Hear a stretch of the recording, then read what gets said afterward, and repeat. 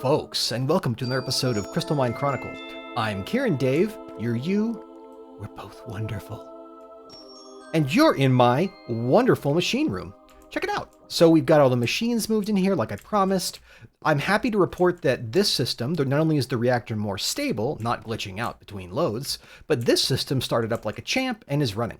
And the display that we had before of the fill ratio, I took a little bit of extra time to make the work, and now it displays over here. So when I'm working with my machines, I know exactly how much power I have left and whether the reactor's kicked on or not. If I look in here, you can see that wireless charging coil from before is down here, being powered off of our main battery. And I also took a moment, let's see if I can find the run, I think it's here, yeah, to run a monodirectional control connector here.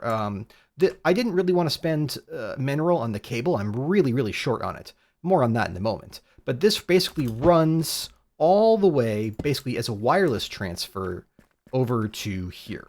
Where if we look down here, we can see the receiving end of it, right? Which is pretty cool. I think that you can save a lot of mineral just by sort of running that over there.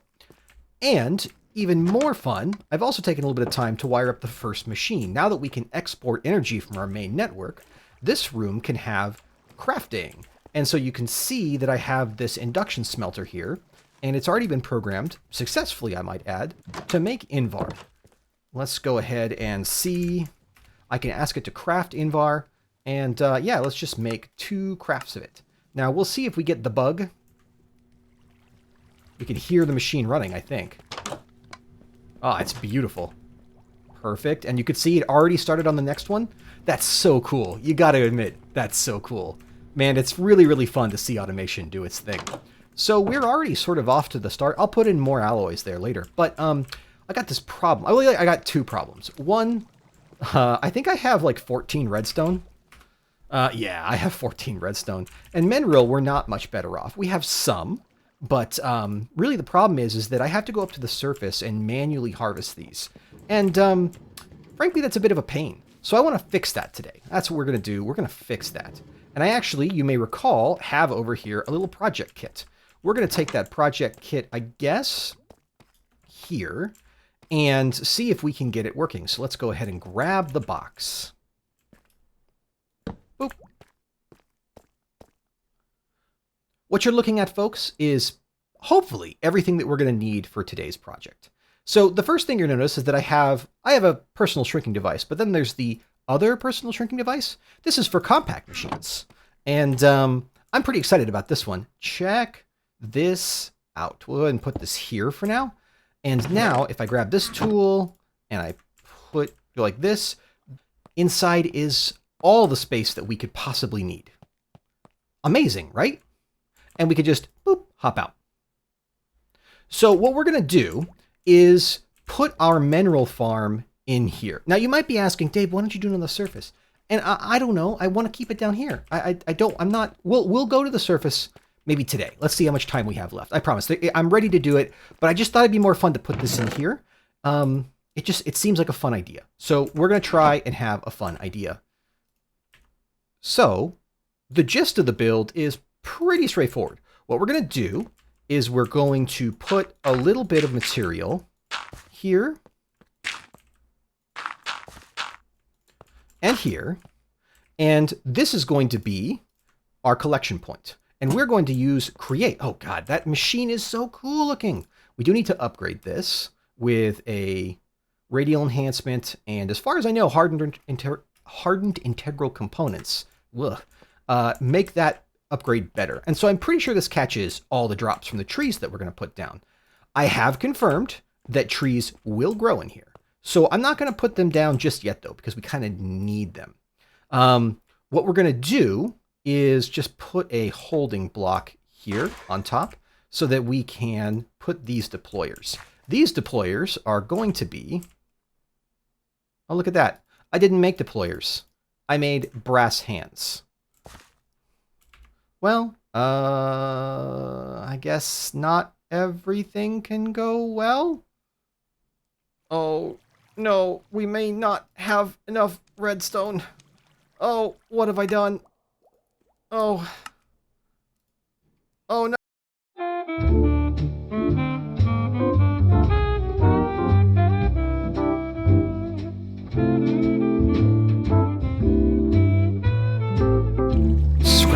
scrub, scrub, scrub, scrub.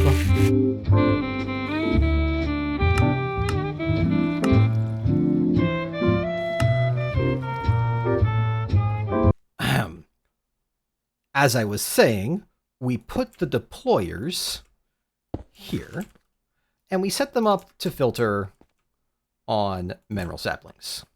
These will now plant these little mineral saplings. They're really cute that way. I could even show you because it's kind of funny, actually. You put this in their hand, and maybe we put this on, and we go do-do-do-do-do. But right? Perfect. Really great. Where did my sapling go? Well, that's not great. Okay, well, oh man.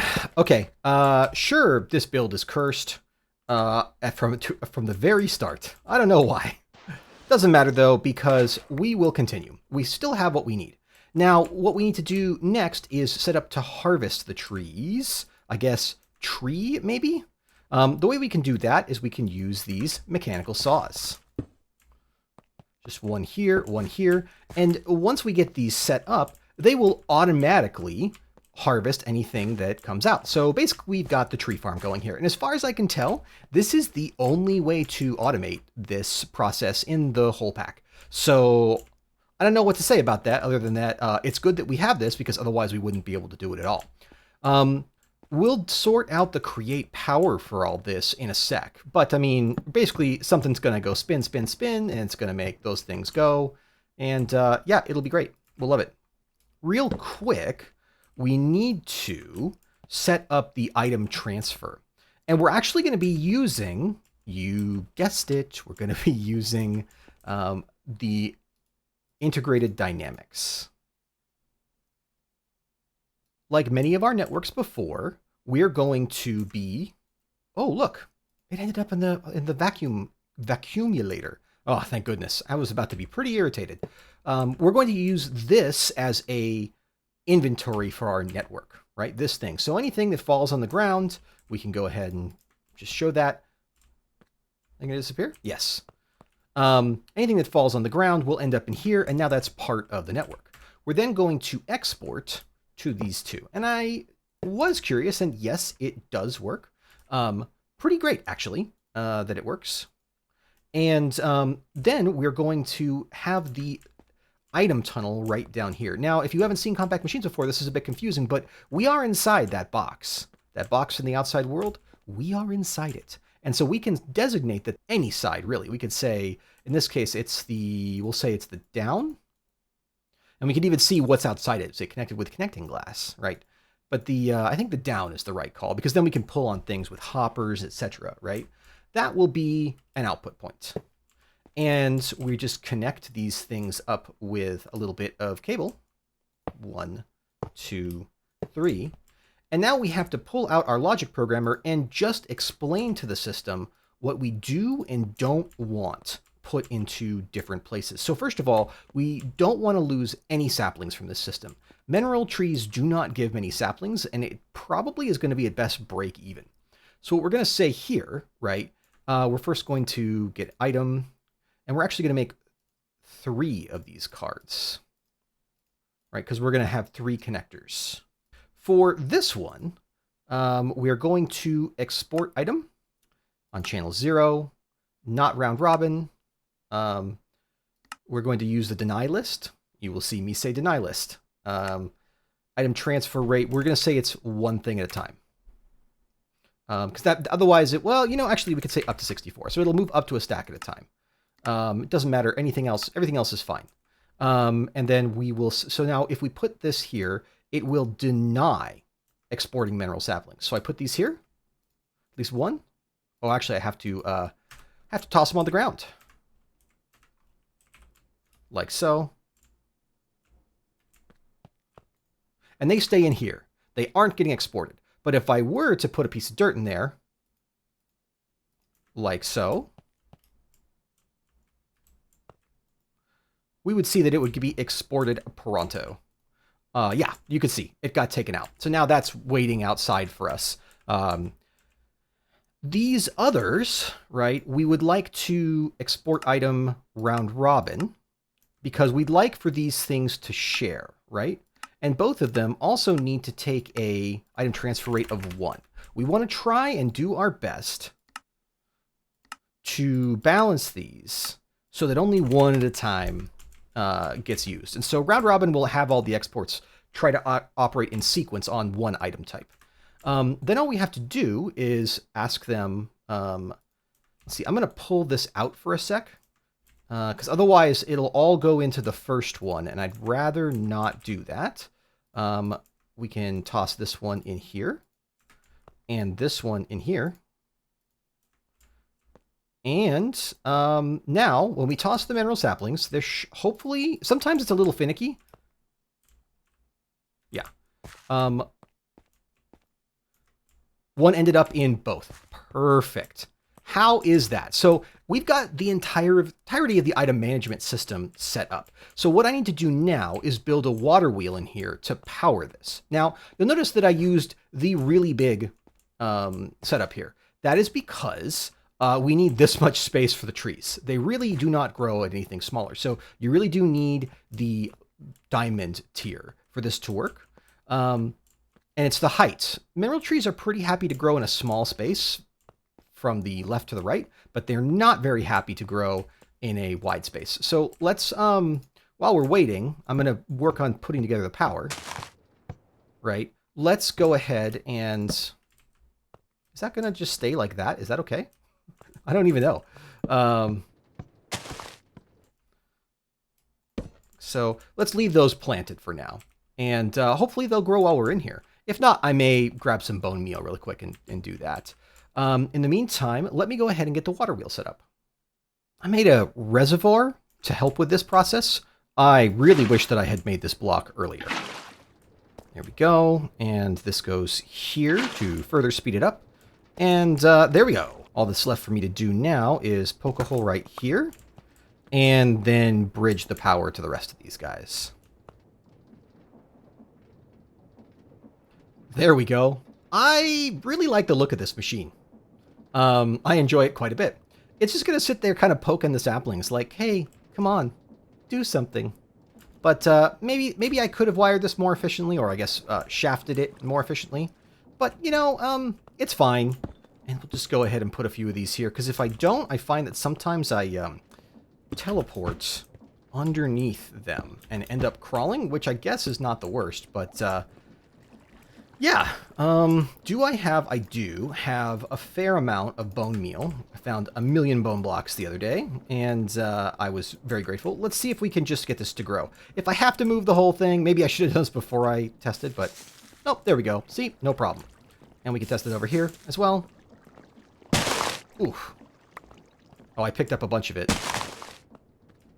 Me being here with my magnet on is a bit of a problem. But you can see we've already replanted.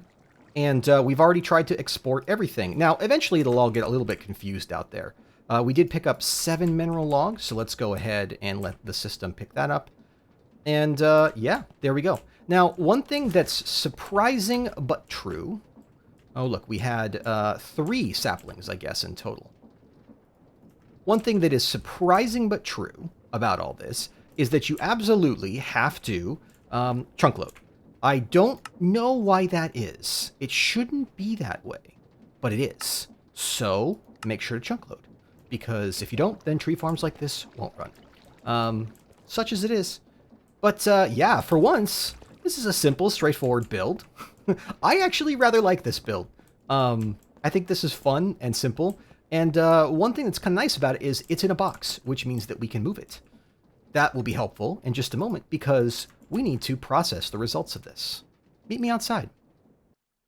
All right, to pull these things out, I guess we're going to try using a golden hopper.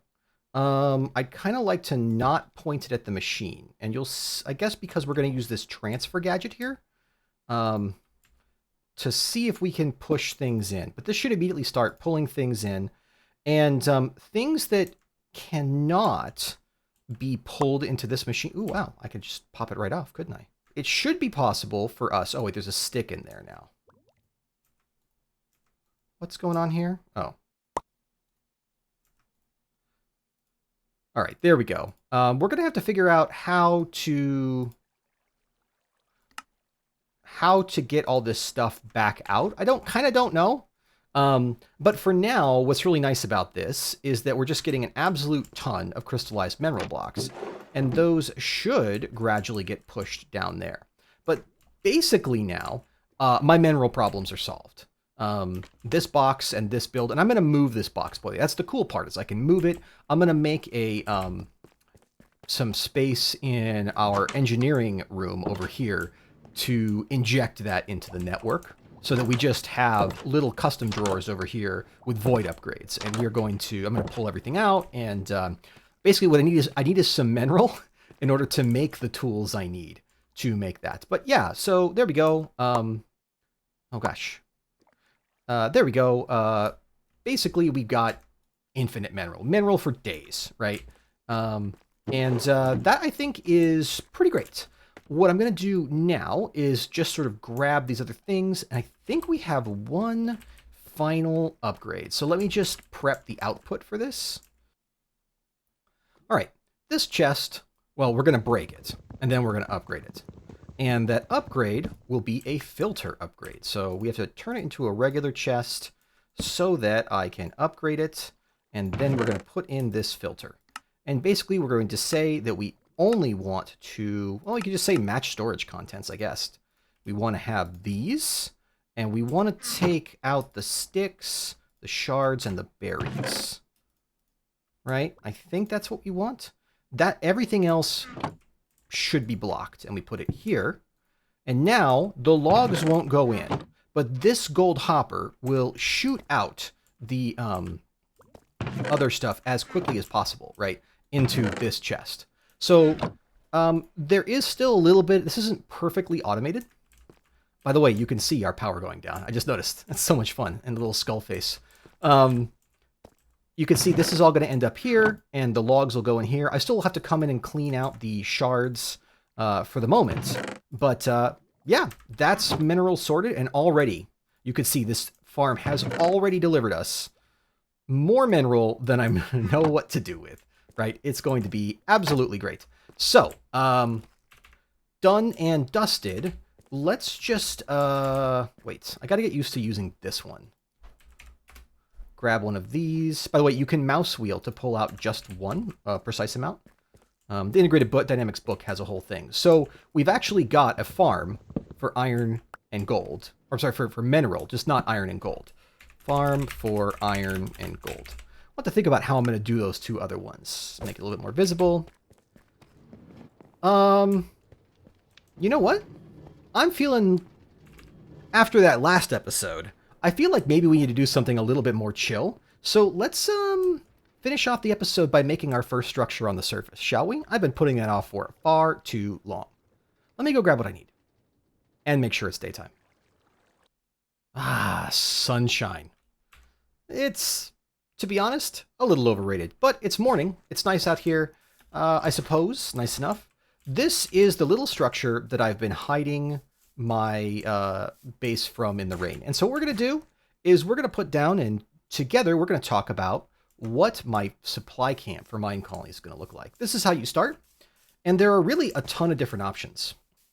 Now, I looked at a lot, and there are some pretty funny ones. And you can cycle these by right-clicking and then clicking this button up here.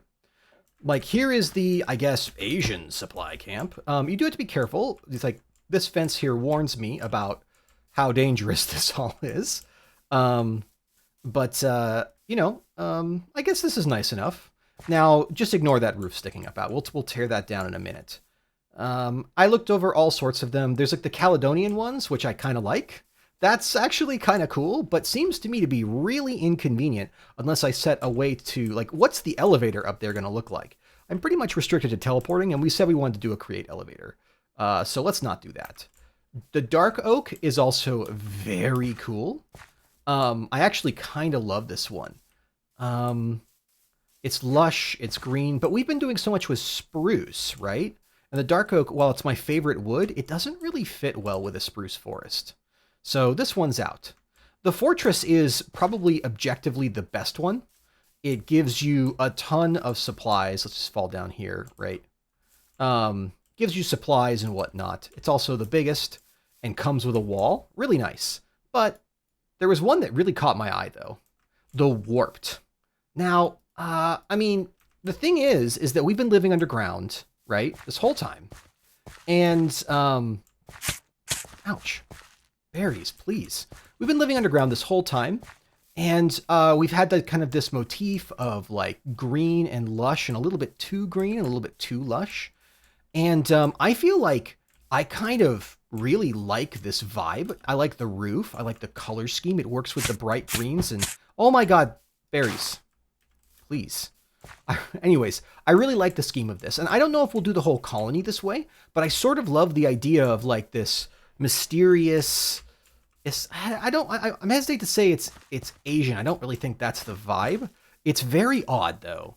And it's not very private, which I think is also going to play into, we'll have to put like the elevator, the entrance to the elevator right here and be very crafty about it. And then we'll like step in underneath here. So I think this is the one we're going to go for. What I need is a moment to go through and make sure that I've cleared out all the area. Now, fortunately, I have some very good tools, so it shouldn't take very long. But just give me a moment to clear out the space, and then we'll sort of orient this and put down what we want. One moment, please. All right, is it casita time? Oh, yeah. Ah, my new abode. Now, folks, I think we're going to call the episode here. This was, you know, maybe a lighter episode, but we got some important things done, and we finally got a surface dwelling. Finally. And it's so cool. I love this. Just unashamedly. I've got to start using this block palette more. Maybe we can go and get some more of that warped nalium and fill up this entire area, right? And make it look like kind of the nether magic is bleeding up. Now, folks, before we go, one quick thing. The upper area that we're going to have is going to be full of normie peasants. And if we were to show them the full extent of our magical and technological prowess, our ability, for example, to make infinite baked potatoes while living in a... Sorry, it was more hungry than I thought. While living in a cave, or our ability to personally shrink ourselves, or our ability to weave terrifying mind magics, right? They would freak out. They would absolutely freak out. And I don't want to deal with that. Like, do you? You know you don't. Eventually we can indoctrinate them. But between then and now, it's just going to be between you and me. Just you and me. So, friends, in comments, I'd love to know what mods you think wouldn't freak people out.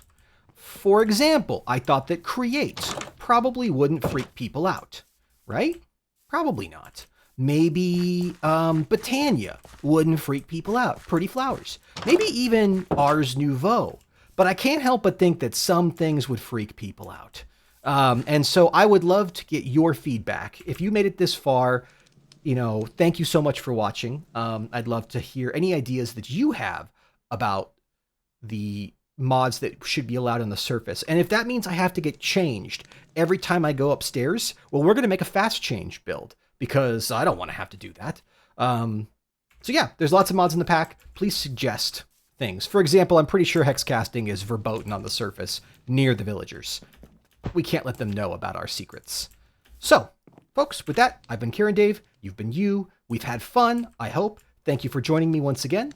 And I look forward to reading anything that you have to say about this episode or of what we should do for the future ones. Bye.